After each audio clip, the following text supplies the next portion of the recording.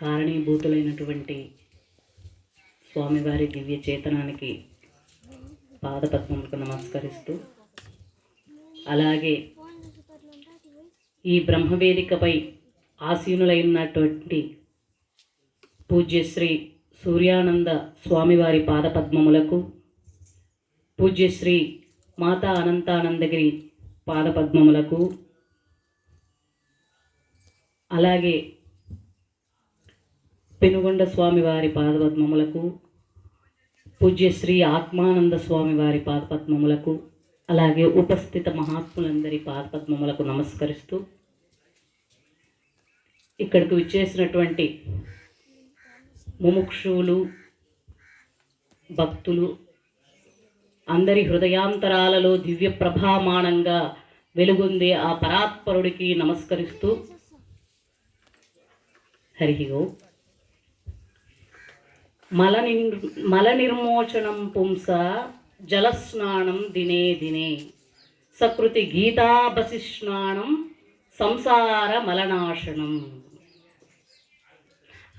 అయ్యా, మానవ జన్మ యొక్క ముఖ్య ఉద్దేశము ఏమి, ముఖ్య లక్ష్యము ఏమి అని మన వేదాలైతేనేమి, మన శాస్త్రాలైతేనేమి మనకు ఒక దిశానిర్దేశం చేస్తున్నాయి. ఏమని? అయ్యా, నీవు ఈ జనన మరణ రూపమైనటువంటి ఈ సంసార చక్రంలో మళ్ళీ మళ్ళీ పుడుతూ చస్తూ అనాదిగా అవిద్యచే నీవు బాధపడుతున్నావు.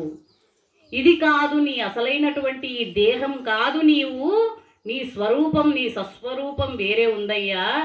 దానిని గ్రోలి ఆనందంగా ఉండు. నీవు ఈ దుఃఖభూయిష్టమైనటువంటి జన్మ పరంపరలకు ఎందుకు కారణమవుతా ఉన్నావు అని మనకు శాస్త్రస్య గురువాక్యస్య సత్యబుద్ధావతారణ సా శ్రద్ధా కథితా సద్భిర్యయ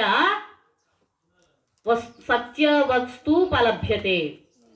శాస్త్రాలైతేనేమి, గురువులైతేనేమి మనకేం చెప్తున్నారు? ఆ యొక్క తత్వాన్ని తెలుసుకొని నీవు ఆనందంగా ఉండు. ఆ తత్వం తెలిసిన వాళ్ళు మనకు తత్వాన్ని ఉపదేశిస్తారు. శాస్త్రంలో కానీ గురువుల ద్వారా కానీ ఆ తత్వాన్ని అనుభవించిన వాళ్ళు ఆ యొక్క తత్వాన్ని మనకు బోధించినప్పుడు మనకు అది అర్థమవుతా ఉంది. అందుకే ఇటువంటి ఆధ్యాత్మిక సభలని మనం ఎందుకు ఏర్పాటు చేసుకుంటా ఉన్నాము? మనం రోజు స్నానం చేస్తూ ఉన్నాం, మన మురికంతా కూడా శుభ్రమవుతా ఉంది.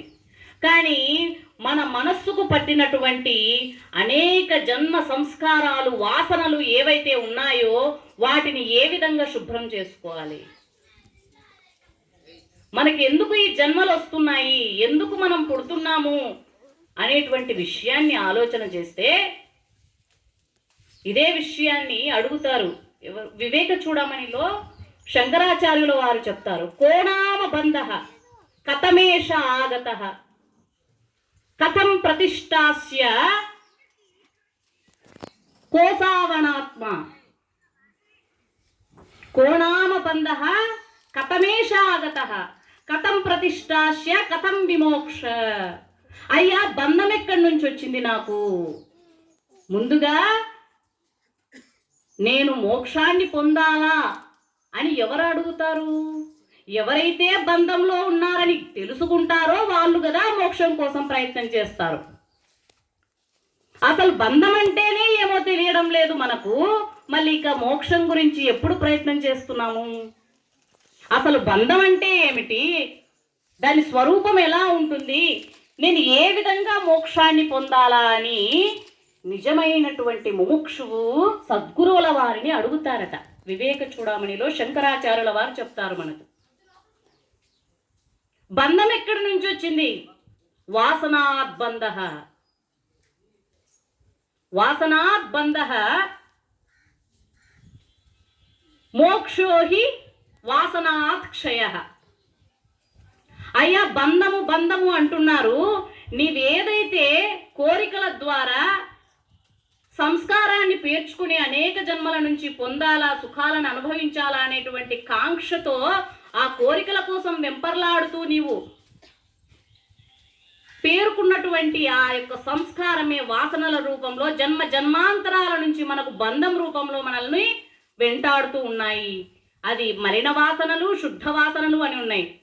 నీవు మనమంతా కూడా కొంచెం ఏదో సంస్కారం ఉంది, పుణ్యఫలం చేత ఈ యొక్క శంకరాచార్యుల వారు చెప్పినటువంటి ఆ యొక్క మోక్షాన్ని గురించి, ఆత్మ జ్ఞానాన్ని గురించి మనం తెలుసుకుంటున్నాము అంటే మనకు కూడా అంతో ఇంతో సంస్కారం ఉంది కాబట్టి మనం ఇక్కడ కూర్చున్నాము.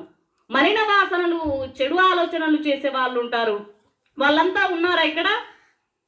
వాళ్ళంతా ఉన్నారా? లేరు కదా.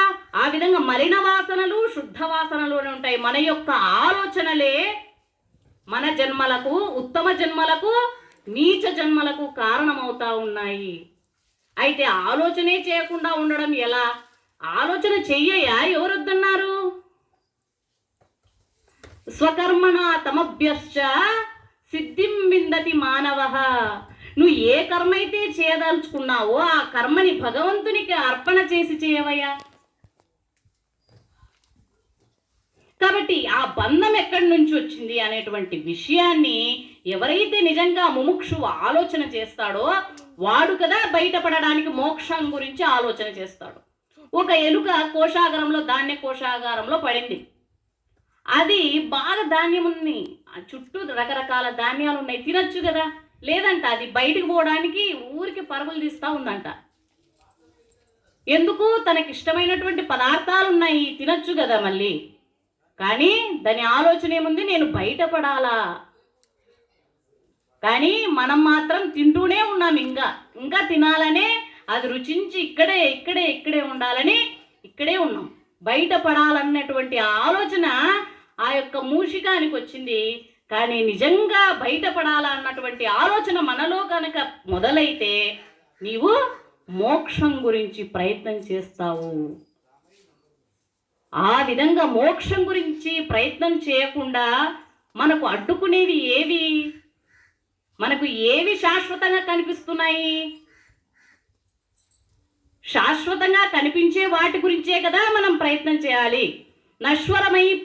నశ్వరమైనటువంటి అనిత్యమైనటువంటి వస్తు విషయాల వైపు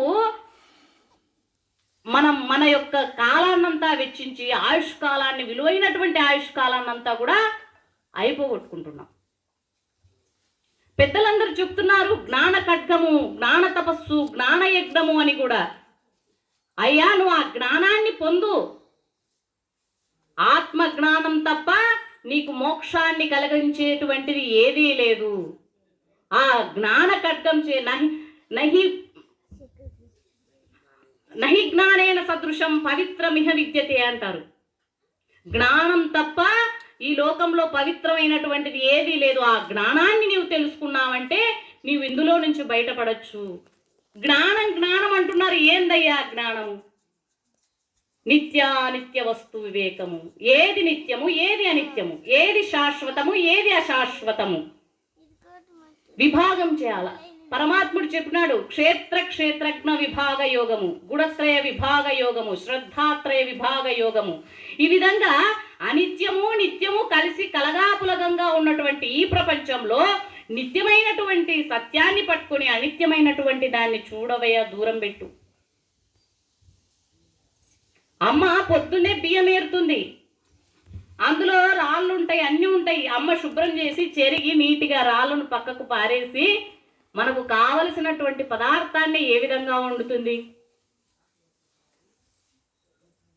కాబట్టి నశ్వరమైనటువంటి ఈ దేహాదులు, ఈ క్షేత్రజ్ఞము అంటాం కదా, ఈ క్షేత్రంలో ఉండేటువంటి క్షేత్రజ్ఞుణ్ణి గుర్తించి జ్ఞానంగా ఆ తత్వాన్ని, తన యొక్క స్వస్వరూపాన్ని ఏ విధంగా తెలుసుకోగలమో ప్రయత్నం చేయాల.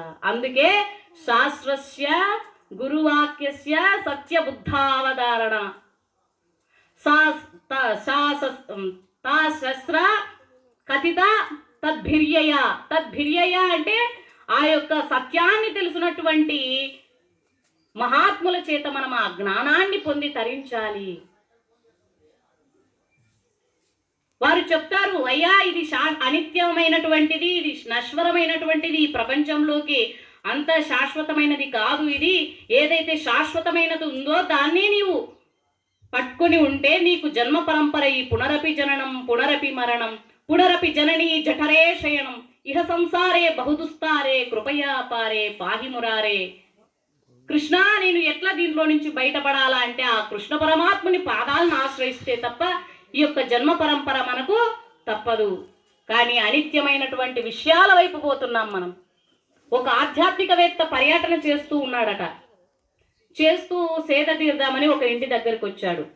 ఆయన ఆనంద్ అనేటువంటి వ్యక్తి, ఆయన బాగా సపర్యలు చేసి ఆయనకు ఆతిథ్యం ఇచ్చి పంచభక్ష పరమాన్నాలతో ఆయనకి భోజన వసతులు అన్ని సదుపాయాలు చూసుకొని సాగనంపాడట. నాయన ఎంత చక్కగా చూసుకున్నావు, నీవు ఇట్లనే ఇంకా అభివృద్ధి పొందుగాక అని చెప్తాడంట ఆయన. అంటే నాయన ఇది ఏది శాశ్వతం కాదు అంటాడంట ఆయన.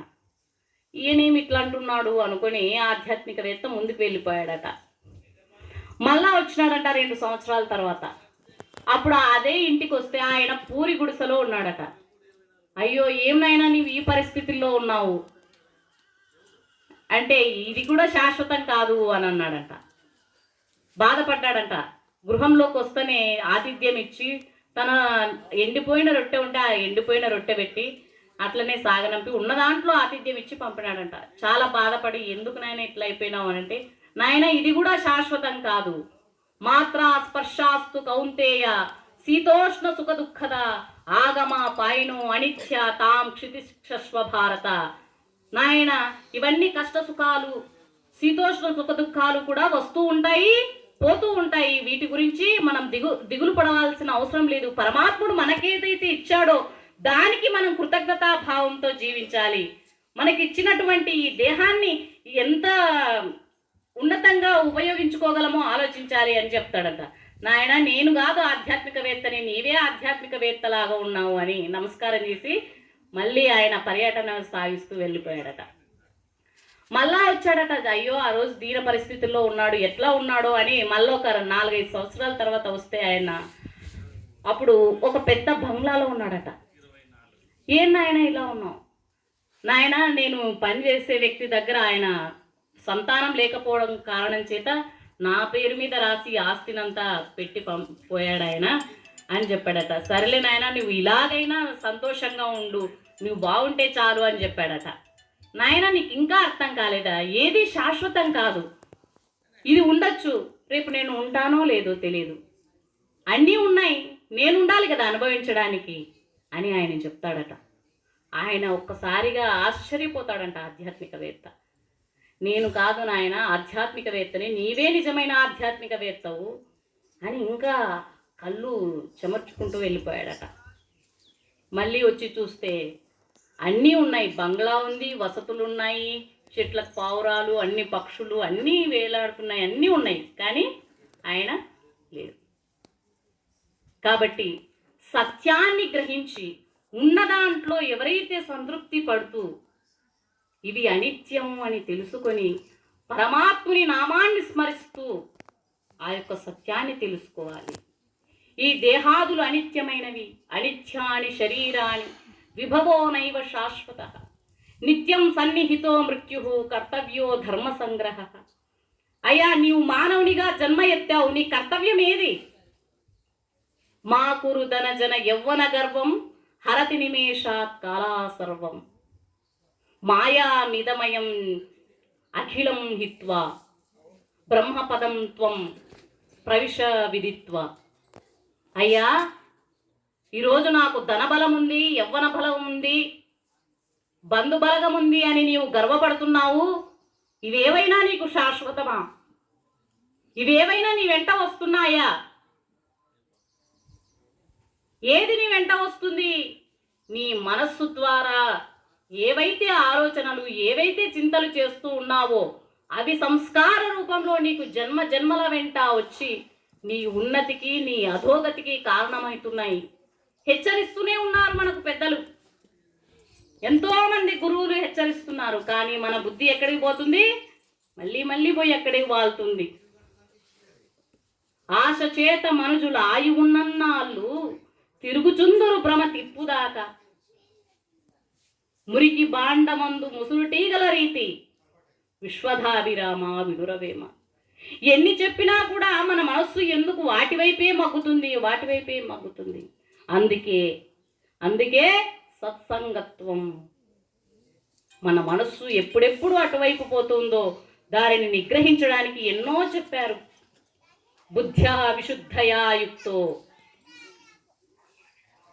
విశుద్ధయా యుక్తో ధృత్యాత్మానం నియమ్య చ. మొట్టమొదట ఆధ్యాత్మిక సాధకుడికి ఉండవలసిన లక్షణం ఏమిటి? ధైర్యము. ధైర్యంతో ఆ యొక్క బుద్ధిని అదుపులో ఉంచుకొని శబ్దాదీన్ విషయాం త్యక్త్వా రాగద్వేషౌ వ్యుదస్య చ. చాలా కష్టము.